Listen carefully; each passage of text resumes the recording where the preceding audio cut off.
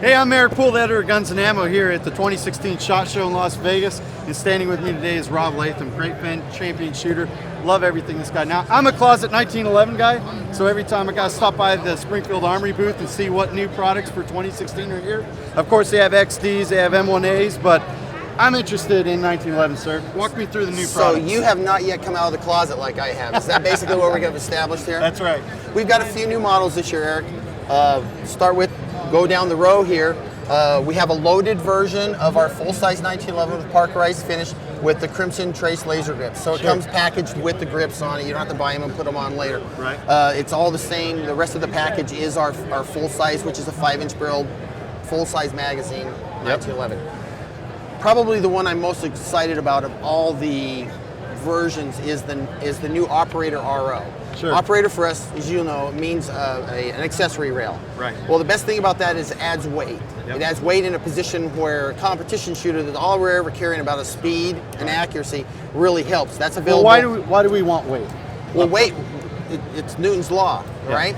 For every force, there's a reactionary force. So what happens is the gun weighs more, the gun moves less when you fire it. Gotcha. Several things happen. Bullet comes out of the barrel, creates a little bit of a jet effect, starts to slide moving back, not from the jet effect, but something else.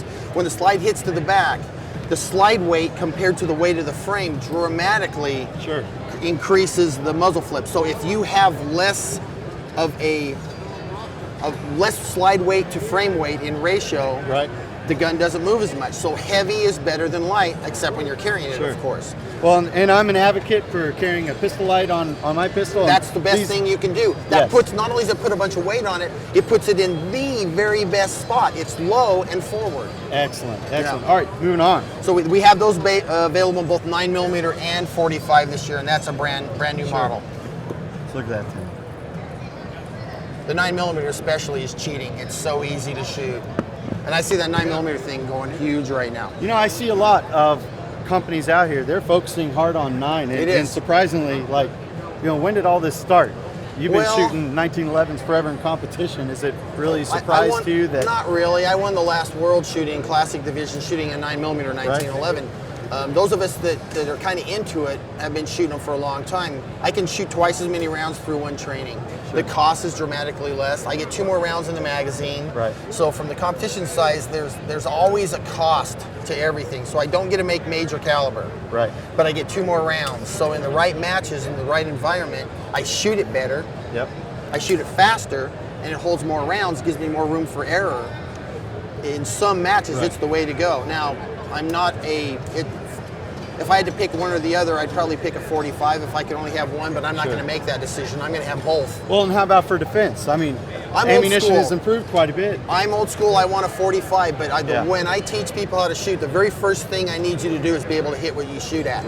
And if you can't control the harder kicking 45, that is the absolute last thing you should have. You should have the gun you can shoot well. Let's teach you how to shoot it.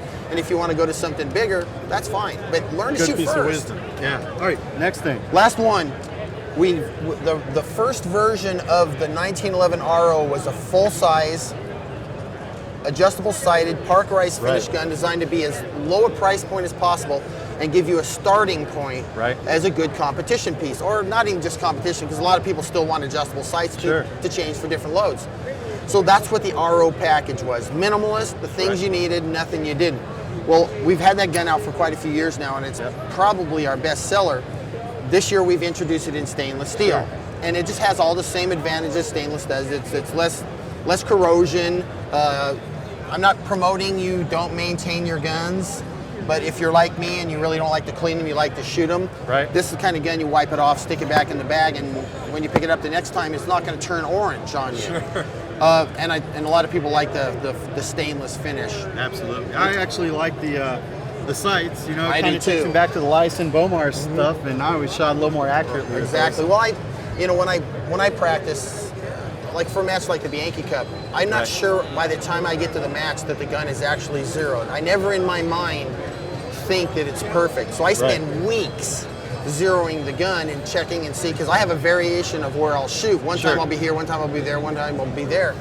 And you'll chase it with the iron sights. With a fixed sight gun, you can't. So day of the match, if I really think I want to change it, I'm going to change it. Absolutely. And I need that that adjustability just for that. So I'm an old adjustable sight guy. Even back in the earliest days, the first gun I ever had was a Smith & Wesson 22 revolver. Right. It had adjustable sights on it, so I'm just used to them.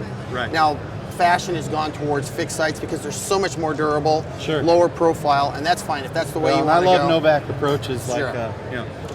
Springfield has done. Hey, thanks for joining me here at Springfield Armory at the SHOT Show, and thank you, Rob, All for right, giving man. me time of day. Thanks, Eric.